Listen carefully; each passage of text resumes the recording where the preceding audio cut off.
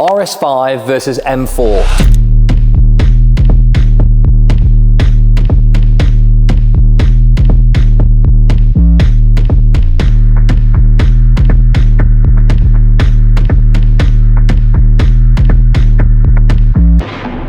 RS5 versus M4, two very big names but two very different cars. In today's video I'm putting them head to head for looks, sound, spec and how they drive. By the end of this video you're going to know exactly which one I'll be taking home today.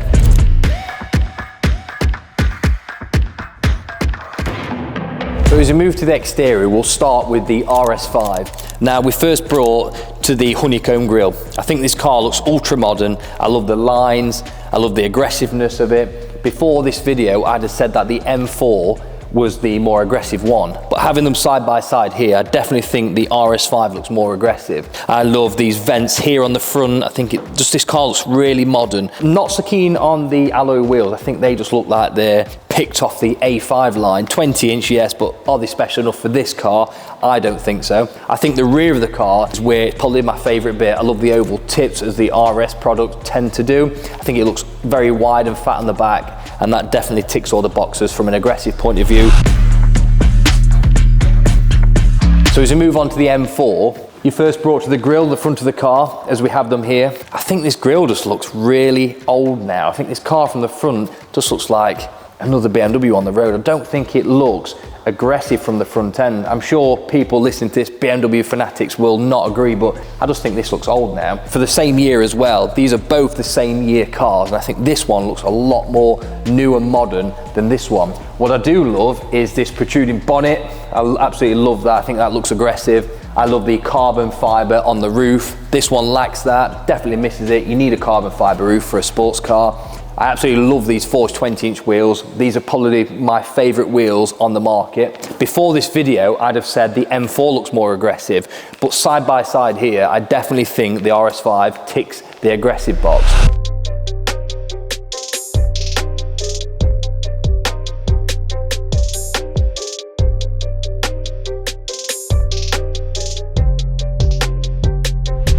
Next part of this head-to-head is the interior. So let's move over to the RS5 and see what we think. So as I sit here in this RS5's interior, its build quality is unquestionable. I absolutely love the flat bottom steering wheel you first brought to. You've got to have a flat bottom steering wheel in any sports car in my opinion. I love the stitching on the steering wheel. I really like the virtual dash. It looks very modern. However, I would prefer manual dials. I don't think you can beat a manual dialed instrument cluster on a sports car. I really like the seats. They're very comfy. They feel like you could probably do a long journey in them. I really like the stitching on the seats. I like this Alcantara on the door cards. Bang & Olufsen on a long journey. It sounds good if you're not listening to the exhaust. So yeah, I think overall this interior is very good. It feels well built, it feels modern. I would have liked manual dials, but then, hey, you can't have everything. I think the only thing this car's missing is carbon fiber inside. My only dislike to this one is this aluminium, don't really work for me. I'd like to see a darkened down with the darkened interior, but yeah, that's just my opinion. I definitely would have liked seeing carbon fiber in this one. Move over to the M4's interior to compare on this head-to-head.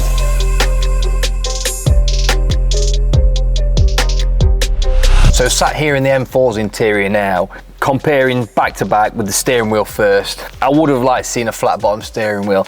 I know it's not BMW, I know the later models are now introduced it, but I do prefer the steering wheel on the Audi being flat bottom. We all know I like a manual dial, so these manual dials on the M4 is definitely a winner for me. I think the seats in Silverstone are probably the most prettiest seats on the market. I absolutely love it. I love the contrast on the door cards with the Silverstone against the black. So for me, these seats, they feel a little bit more focused. They're not as comfy as the RS5. I think the RS5 seats will do you better on a long journey, but for hugging and whipping it around corners, these will definitely be a lot better. I think the interior build quality is good. I think it feels better in the Audi. This one's got Harman Kardon, the RS5 has Bang & Olufsen. My opinion, I think the Bang & Olufsen sounds a little bit more crisper. This one's got head up. The RS5 doesn't have head up, so when we put it in M1 and M2 modes, that's definitely cool and feels a lot focused for sports. But this whole interior just feels a lot more sportier.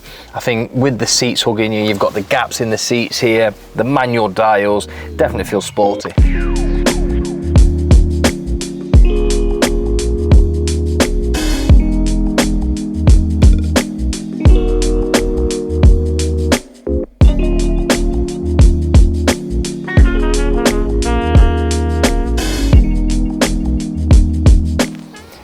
So my verdict for the interior. I thought before sitting in these cars that I would pick the RS5 with its virtual dash and flat bottom steering wheel. However, I can't get past those seats, especially in Silverstone.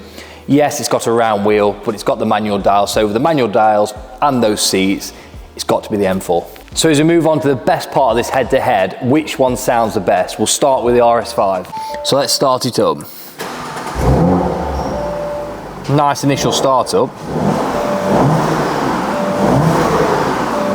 A bit underwhelming, not really what I expected, to be honest. Sounds more like a lawnmower. So let's listen to the straight 6.3 litre in this M4. That's more like it. Still on a soft limiter, not fully warm, but immediately, sports car, you think pops, bangs, sounds louder, you can take it up with the valves closed a little bit more, so yeah, I think, oh, there we go. That's more like it. So my verdict for the sound, I thought before starting them, I'd have picked the RS5, but it's underwhelming, sounds a little bit boring. Sports car, you've got to have pops, you've got to have bangs, you've got to have that little bit of loudness if you want it. So the M4 wins this one for me all day long. So as we move over to the drivability part of this head-to-head, there's no doubt these are both incredibly fast cars. Two very different animals though. We've got a quattro system in the RS5 and a rear-wheel drive in the M4. Starting with the RS5, it's forgiving, it's predictable, it's fast, it sounds okay. The sound's probably a little bit underwhelming, but as a daily driver, it's incredibly good. Any weather, rain, snow, put some winter tyres on it, it's good to go. The M4 on the other hand is a completely different animal. With the rear wheel drive with the same power output, it's not predictable, it's tail happy, but it's fun, it's energetic, it's aggressive, it's a very good car. My personal verdict on this is I'm going for the boring Audi RS5 over the aggressive M4. As a daily driver, as a family man, I want that predictability, but it's still a quick car, but it's a very tight one, this one. Weekend car, daily car. There's more days in the week than a weekend. I'm going for the RS5.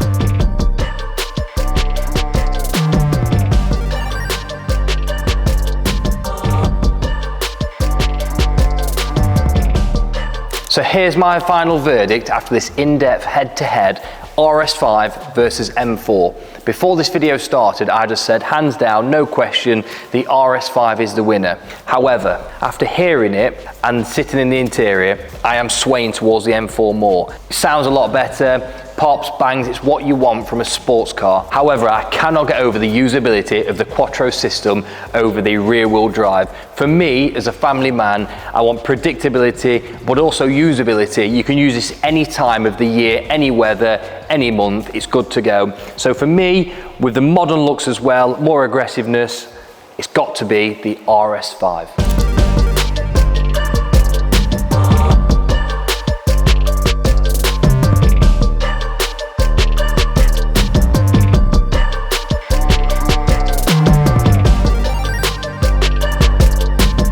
So that's the end of this head-to-head RS5 versus M4 competition.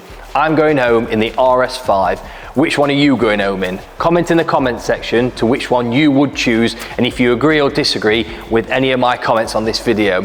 Please give us a like, a subscribe, and thank you again for watching.